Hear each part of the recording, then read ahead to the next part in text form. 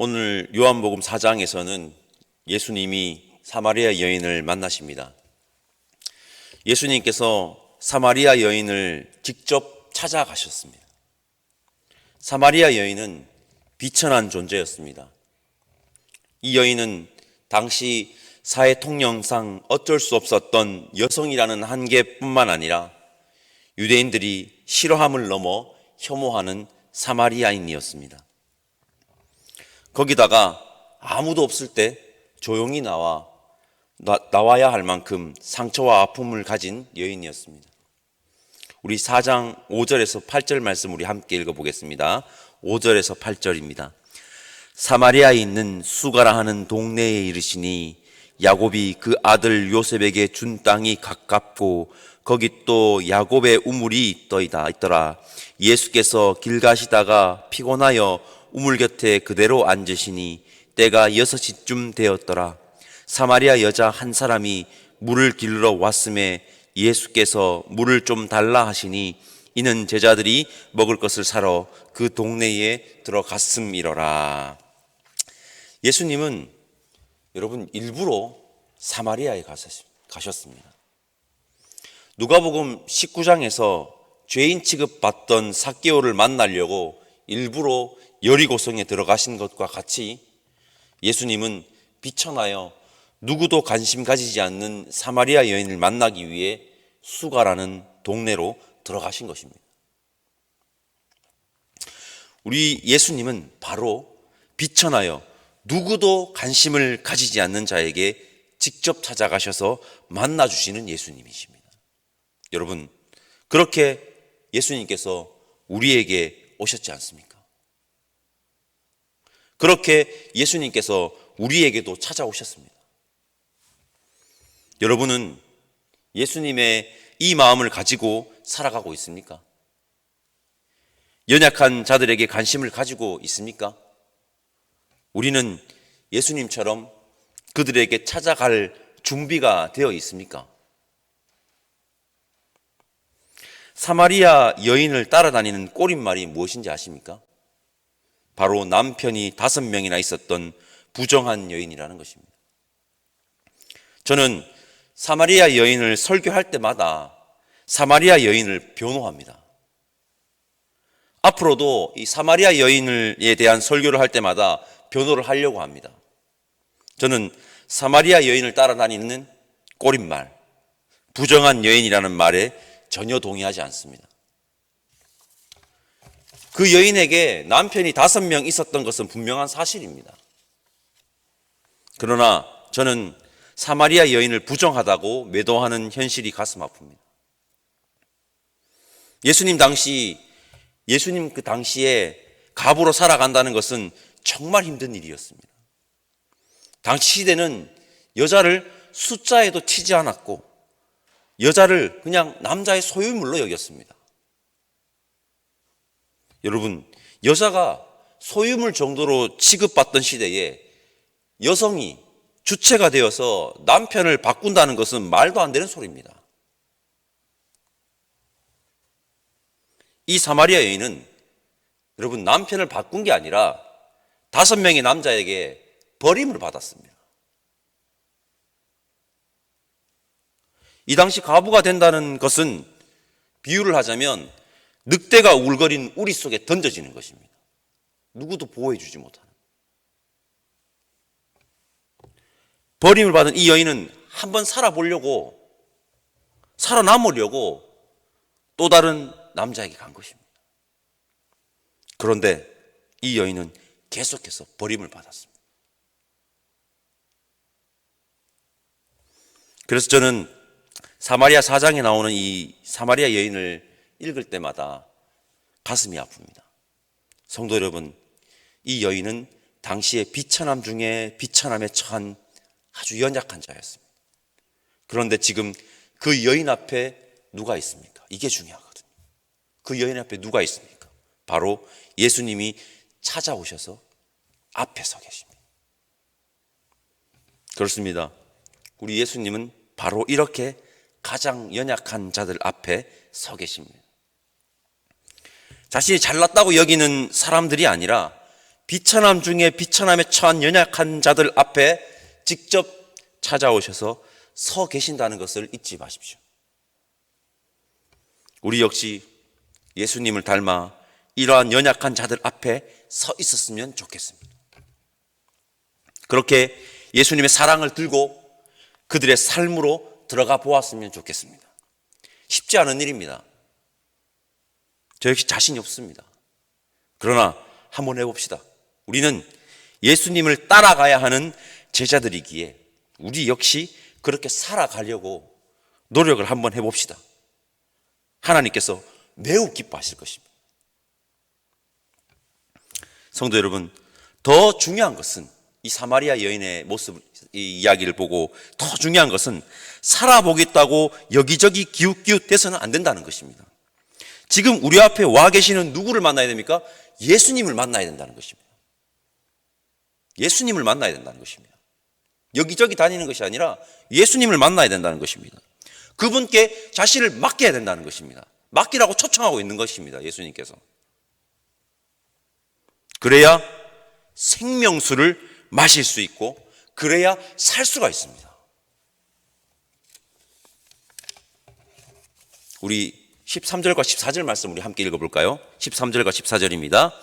예수께서 대답하여 이르시되 이 물을 마시는 자마다 다시 목마르려니와 내가 주는 물을 마시는 자는 영원히 목마르지 아니하리니 내가 주는 물은 그 속에서 영생하도록 솟아나는 샘물이 되리라. 아멘. 예수님은 여러분 생명수입니다. 그 물을 마시는 자마다 참 생명을 얻습니다. 이 세상의 모든 영혼들을 향해 생명수이신 예수님께서 이 세상의 모든 생명들을 향해 가지고 우리 예수님께서 깨어진 모든 신령들 앞에 서 있다고 선포하고 증거하는 이 시대의 참 제자들 되시기를 간절히 소망합니다. 이게 복음이죠. 이게 복음 전파입니다. 오늘 본문을 보면 또 예수님과 사마리아 여인 사이에 이런 대화가 나옵니다. 우리 조금 긴데요. 19절에서 24절까지 우리 함께 한 목소리로 읽어보도록 하겠습니다. 19절에서 24절입니다. 여자가 이르되 주여 내가 보니 선지자로소이다. 우리 조상들은 이 산에서 예배하였는데 당신들의 말은 예배할 곳이 예루살렘에 있다 하더이다. 예수께서 이르시되 여자여 내 말을 믿으라. 이 산에서도 말고 예루살렘에서도 말고 너희가 아버지께 예배할 때가 이르리라. 너희는 알지 못하는 것을 예배하고 우리는 아는 것을 예배하노니 이는 구원이 유대인에게서 남이라. 아버지께 참되게 예배하는 자들은 영과 진리로 예배할 때가 오나니 곧 이때라. 아버지께서는 자기에게 이렇게 예배하는 자들을 찾으시느니라. 하나님은 영이시니 예배하는 자가 영과 진리로 예배할지니라. 아멘. 사마리아 여인이 예수님에게 예수님, 유대인들은 예루살렘에서 예배를 해야 한다는데 맞습니까? 우리 사마리아 조상들은 그리심산에서 예배를 해야 한다고 합니다. 도대체 어디가 맞습니까? 라고 묻습니다. 이 질문은 이상합니다. 이렇게 질문한 사마리아 여인은 정작 대낮에 사람들의 시선을 피해 혼자 조용히 물을 기르러 왔습니다. 사마리아 여인이 예루살렘이든 그린심산이든 그 여인이 그곳에 갈 수 있을까요? 못 갑니다. 대낮에. 이 여인은 지금 대낮에 사람들의 시선을 피해가지고 물을 기르러 왔다니까요. 저는 사마리아 여인이 예수님에게 이렇게 질문하는 것이 그녀가 이렇게 이야기하는 것 같았습니다. 예수님, 저에게는 희망이 없습니다. 예배로 나가야 되는데 사람들 많은 곳에 못 가거든요. 물도 사람의 시선을 피해 혼자 기르러 온 여인이 어찌 수많은 사람들이 있는 곳, 그곳이 그리심산이든 예루살렘이든 갈 수 있었겠습니까?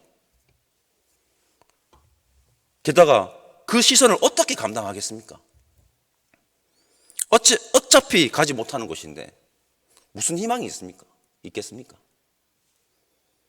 하나님은 당시 유대 지역의 예루살렘이든 사마리아 지역의 그리심산이든 기존의 체제가 약자들에 대한 배려가 전혀 없음을 강력하게 말하고 있는 것입니다.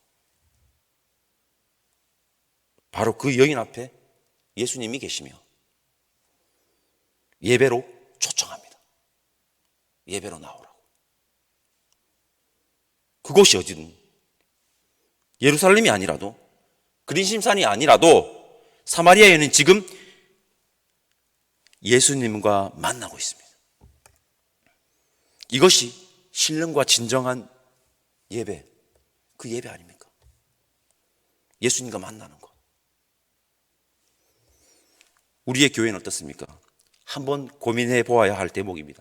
교회는 여러분 누구든지 나와서 예배할 수 있는 곳이어야 합니다. 누구든지, 아무나. 효목제일교회가 이런 교회가 되었으면 좋겠습니다. 누가 와도 환대하고 예수님의 사랑을 전하는 귀한 교회로 세워지기를 바랍니다. 그렇게 예수님과의 만남이 있는 예배가 드려지는 곳이 우리 효목제일교회 되기를 간절히 바라봅니다. 예수님과 사마리아 여인의 그 만남에 대한 결론입니다. 요한복음 4장 42절 말씀 우리 함께 읽어보도록 하겠습니다. 42절입니다. 그 여자에게 말하되 이제 우리가 믿는 것은 내 말로 인함이 아니니 이는 우리가 친히 듣고 그가 참으로 세상의 구주이신 줄을 알미라 하였더라. 결론이 뭡니까? 예수 그리스도가 온 세상의 구주임이라는 것입니다. 요한복음 3장 말씀을 나눌 때 이런 말씀을 드렸던 것이 기억이 납니다.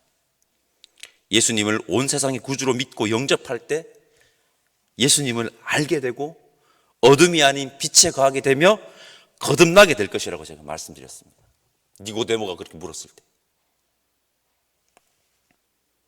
사마리아 여인은 여러분 예수님을 알았고 어둠이 아닌 빛에 거하게 되었고 그녀는 거듭났습니다. 저와 여러분도 사마리아 여인이 누렸던 이 은혜를 누리시기를 간절히 소망합니다. 요한복음 4장의 뒷부분 이야기는 왕의 신하의 아들이 치유를 받는 표적 이야기입니다. 이 표적은 요한복음에 나오는 7개의 표적 중 두 번째 표적입니다. 두 번째 표적, 이 표적이 가리키는 것을 말씀드리겠습니다. 하나님의 사역의 본질은 생명 살림이라는 것입니다. 생명이 살아난다는 것입니다. 예수님 만나면 생명이 충만하게 되고 새 생명을 얻습니다. 성도 여러분, 요한복음 4장에 나오는 사마리아 여인처럼 예수님을 만나시길 바랍니다. 깨어진 심령 가지고 예수님께 나아가십시다. 아니, 예수님 찾아오십니다. 우리는 고개를 들어서 예수님 보면 됩니다. 만나면 됩니다. 요한복음 4장에 나오는 왕의 신하의 아들처럼 새 생명을 얻는 은혜를 누리시기를 바랍니다. 생명수이신 예수님을 만나 우리 모두가 신령과 진정으로 예배를 드리기를, 참 생명이 충만하게 되기를, 새 생명을 얻는 은혜를 누리시기를 간절히 소망합니다. 기도하겠습니다. 생명의 하나님 감사합니다. 연약하고 깨어진 심령을 가진 자들에게 찾아오시는 예수님을 믿습니다. 예수님을 만나 생명이 충만하기를, 진정한 예배를 드리기를, 새 생명을 얻기를 소망하오니 우리의 삶을 인도하여 주옵소서. 그렇게 어둠이 아닌 빛에 거하는 자 되기를 원하오니 성령 하나님 함께하여 주시기를 바라옵고 감사드리며 생명수 되시는 예수님의 이름으로 기도드립니다. 아멘. 하늘에 계신 우리 아버지의 이름을 거룩하게 하시며 아버지의 나라가 오게 하시며 아버지의 뜻이 하늘에서와 같이 땅에서도 이루어지게 하소서. 오늘 우리에게 일용할 양식을 주시고 우리가 우리에게 잘못한 사람을 용서하여 준 것 같이 우리 죄를 용서하여 주시고 우리를 시험에 빠지지 않게 하시고 악에서 구하소서. 나라와 권능과 영광이 영원히 아버지의 것입니다. 아멘.